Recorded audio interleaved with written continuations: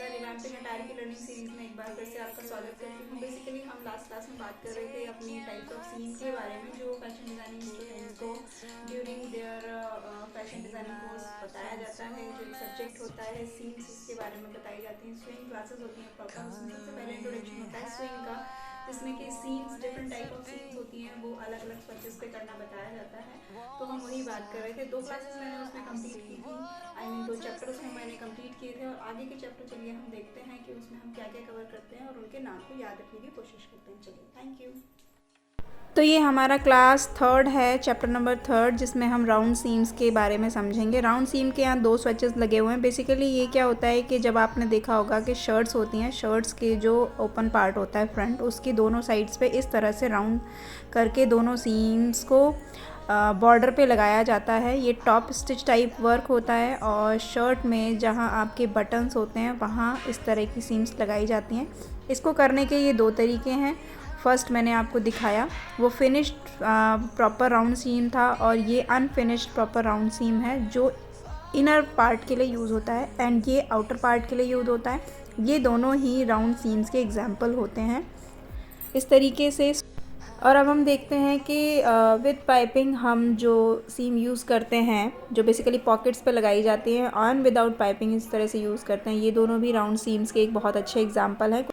Generally ये दोनों designs आपने पॉकेट्स में देखे होंगे। जो जेंट्स शर्ट्स होती हैं उनकी पॉकेट्स पे लगे रहते हैं, इस तरीके के डिज़ाइन होते हैं। एक पाइपिंग लगा के फिर टॉप स्टिच देके फिनिश किया जाता है, ये भी एक राउंड सीम का एग्जांपल है।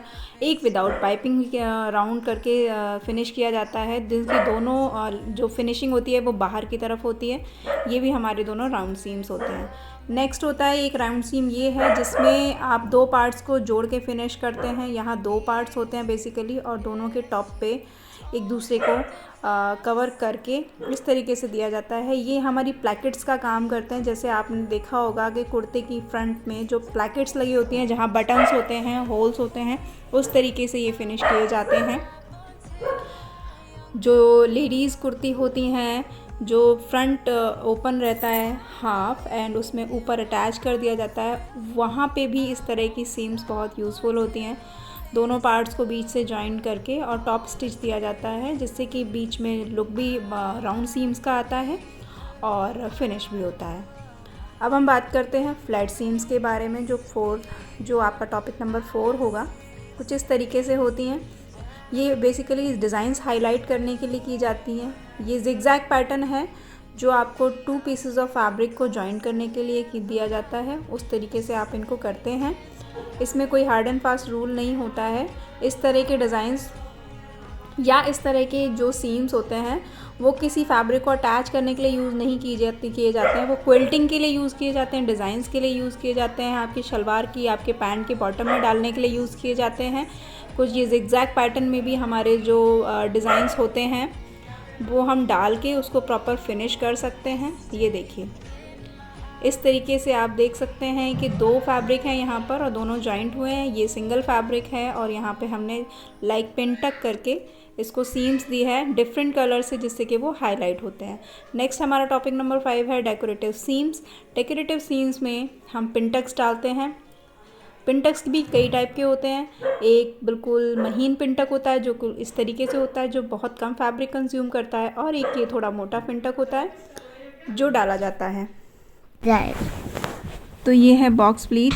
ये भी एक डेकोरेटिव सीम होती है। ये दोनों साइड से बॉक्स कवर कर लेती है और उसके बाद इसकी ऊपर टॉप स्टिच दे के दोनों साइड से इसको फिनिश कर दिया जाता है। तो देखिए ये क्लोज़अप में आप कि ये कैसे लग रहे हैं, और आप मुझे कमेंट्स में ज़रूर बताइएगा कि आपको ये आज की क्लास में कितना कुछ क्लियर हुआ।